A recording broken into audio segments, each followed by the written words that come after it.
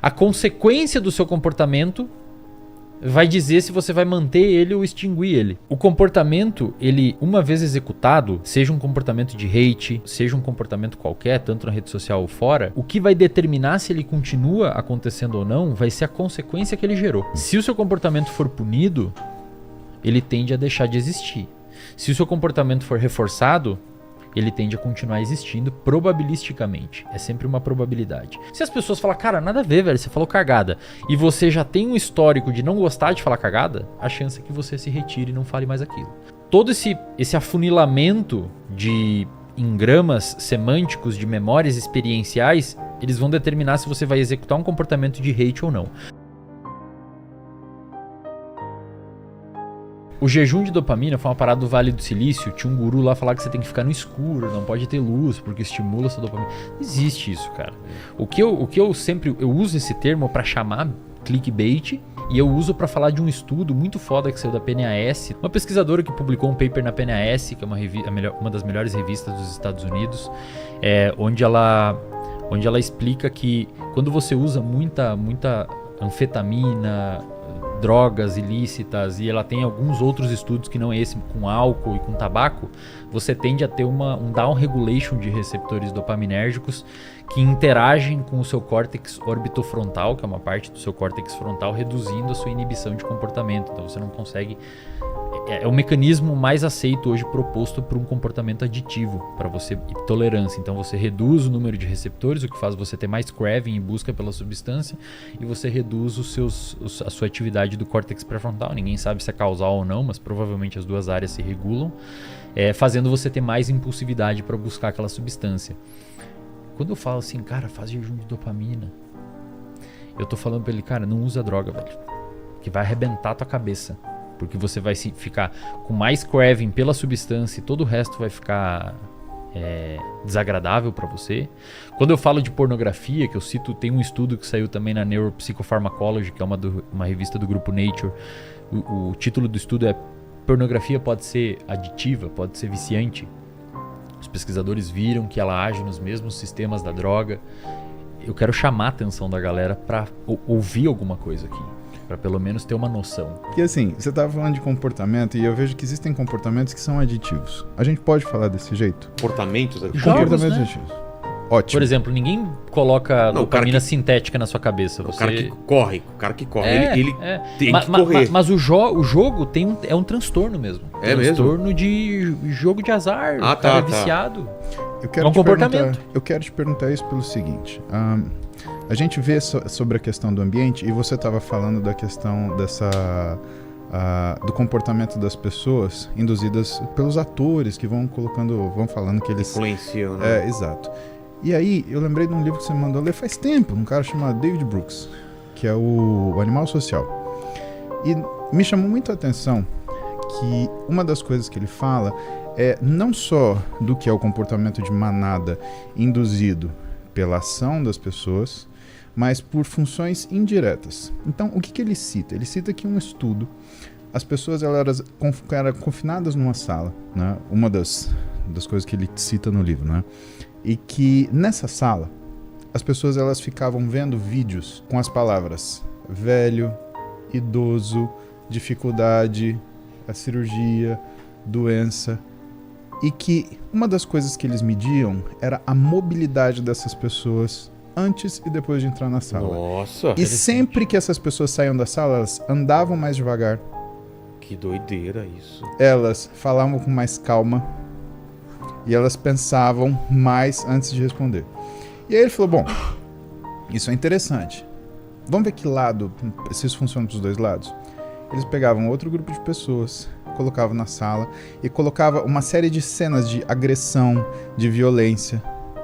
E depois eles pegavam e olhavam o comportamento dessas pessoas na sala, na antessala, né, dessa projeção, né, o que era o comportamento entre elas. E quando elas saíam, elas falavam mais rápido, mais nervosamente, e que mudava, por exemplo, a forma delas ouvirem, né? Então, em vez de elas ouvirem querendo se comunicar, entender, elas ouviam querendo responder.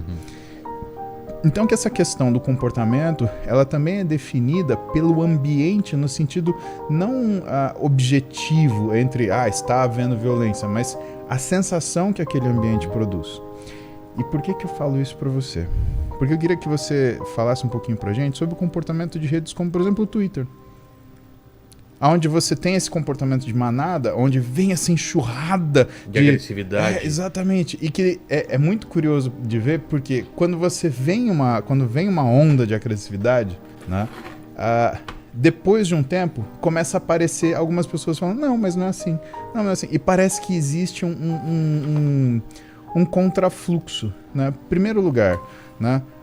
O que você acha que essas pessoas que se expõem a esses tipos de situações, elas têm uma predileção, elas têm uma adição a esse tipo de comportamento? Ou seja, se a pessoa não pegar aquilo e não fizer a mesquinhazinha dela no Twitter naquele dia, né, você acha que isso é uma coisa que ela deve evitar para ter saúde mental? A segunda coisa, de onde vem esse fight back das pessoas que são capazes de resistir a isso e responder a isso, porque é uma situação contra o comportamento de manada. Que ela sabe, né? que vai tomar porrada. O primeiro que responde, ele tá agindo contra isso, né? Isso é saúde ou é falta de saúde mental? Cara, desculpa. Não tem problema. A gente tem que entender assim, ó, o comportamento, ele é um resultado, o comportamento mesmo, tá? A gente tem duas grandes disciplinas que estudam comportamento para quem tem interesse. A que estuda comportamento mesmo, assim, ó, observacional no comportamento, é uma disciplina chamada de behaviorismo. E do Skinner, do Watson.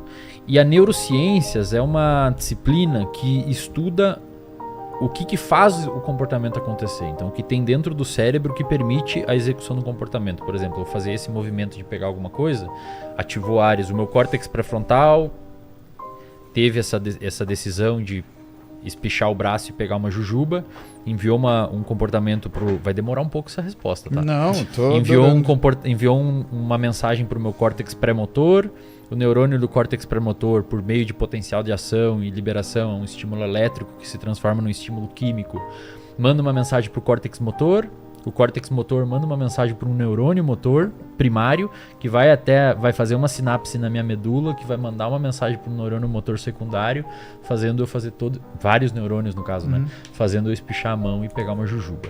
O behaviorismo explica o porquê que eu espichei a mão, porquê que eu peguei a jujuba. A neurociência explica como.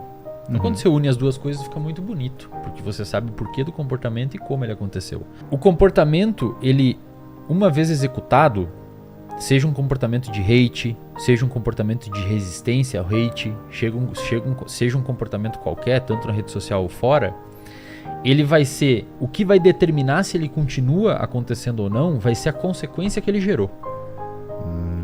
Interessante. Se o seu comportamento for punido, ele tende a deixar de existir.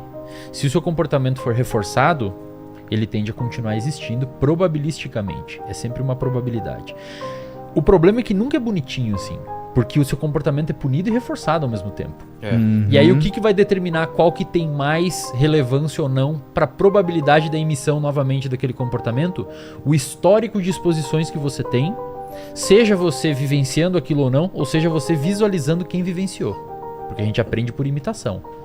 Se você pegar um coco e bater numa pedra aqui, um macaco vai fazer o mesmo no seu lado. Ele olhou você fazer e vai fazer igual. Então, se você for uma pessoa que sempre acompanhou gente na internet, sempre ficou ali de butuca, dando uma olhada, e um dia você viu que choveu hate numa galera, cara, dependendo do seu histórico de vida e do quantas a gente chama de contingências, quantas vezes você acessou esse hateamento, ou você viu, ou sofreu, ou emitiu, qualquer tipo de interação que você teve com o hate, dependendo de e toda a sua outra história, as pessoas que falaram pra você que é legal fazer hate ou que não é legal, e isso vai acumulando no seu cérebro, todo esse afunilamento de engramas semânticos, de memórias experienciais, eles vão determinar se você vai executar um comportamento de hate ou não. A consequência do seu comportamento vai dizer se você vai manter ele ou extinguir ele. Se as pessoas falam, cara, nada a ver, velho, você falou cagada, e você já tem um histórico de não gostar de falar cagada, a chance é que você se retire e não fale mais aquilo. Se as pessoas falarem, é legal, e curtir o seu hate, a chance é que você volte a fazer, porque aquilo foi reforçado. A pessoa que sobreviveu ao hate ou melhor, a chuva de hate foi lá e falou contra a manada, é uma pessoa que já tem histórico de contingências anteriores que levaram ela a resistir e a achar legal ir contra a manada. Mesmo sendo uma coisa que não é tão comum. Porque essa pessoa, uma vez na escola, participou do movimento estudantil e fez uma palestra que era contra a pauta e todo mundo aplaudiu, ou porque ela viu alguém fazer isso, ou porque o pai dela falou, ou porque ela viu alguém num podcast. Alguma coisa ficou... A galera tem que entender isso. O nosso comportamento hoje, ele é resultado das nossas experiências passadas e das experiências que a gente viu. É por isso que eu sempre falo que quem controla o seu comportamento é o ambiente. Se você vive num ambiente de pessoas que valorizam hate, que gostam de hate, que acham legal da hate, você... Teve uma vez, cara,